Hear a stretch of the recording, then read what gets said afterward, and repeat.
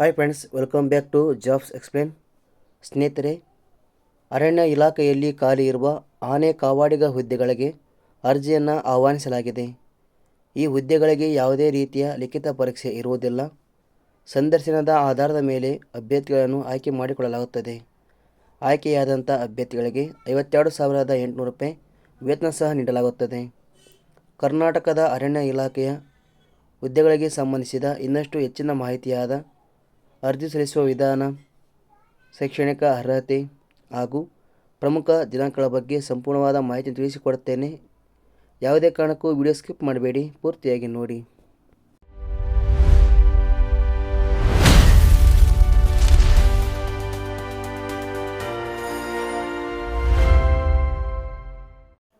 ಆನೆ ಕಾವಾಡಿಗ ಹುದ್ದೆಗೆ ಆಸಕ್ತಿ ಹೊಂದಿದ ಅಭ್ಯರ್ಥಿಗಳು ಗೂಗಲಿಗೆ ಬನ್ನಿ.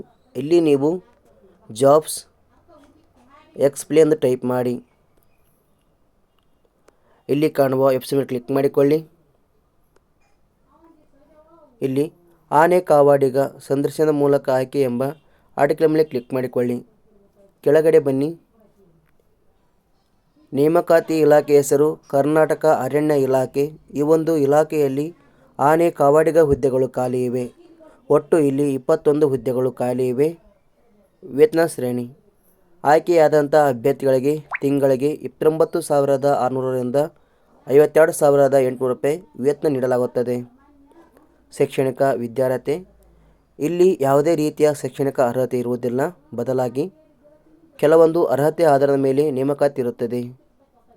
ಅಭ್ಯರ್ಥಿಗಳನ್ನು ಸಂದರ್ಶನ, ಪರೀಕ್ಷೆ ಮತ್ತು ಆನೆ ನಿರ್ವಹಣೆಯಲ್ಲಿ ಅನುಭವವನ್ನು ಆಧಾರದ ಮೇಲೆ ನೇಮಕಾತಿ ಇರುತ್ತದೆ. ವಯೋಮಿತಿ: ಕನಿಷ್ಠ 18 ವರ್ಷ, ಗರಿಷ್ಠ 40 ವರ್ಷ ನಿಗದಿಪಡಿಸಲಾಗಿದೆ. ಅರ್ಜಿ ಶುಲ್ಕ: ಇಲ್ಲಿ ಯಾವುದೇ ರೀತಿಯಾದಂಥ ಅರ್ಜಿ ಶುಲ್ಕ ಇರುವುದಿಲ್ಲ. ಆಯ್ಕೆ ವಿಧಾನ: ಅನುಭವ ಹಾಗೂ ಸಂದರ್ಶನದ ಆಧಾರದ ಮೇಲೆ ನೇಮಕಾತಿ ಇರುತ್ತದೆ. ಅರ್ಜಿ ಸಲ್ಲಿಸುವ ವಿಧಾನ: ಅಭ್ಯರ್ಥಿಗಳು ಅರ್ಜಿಯನ್ನು ಅಂಚೆ ವಿಳಾಸದ ಮೂಲಕ ಸಲ್ಲಿಸಬೇಕು.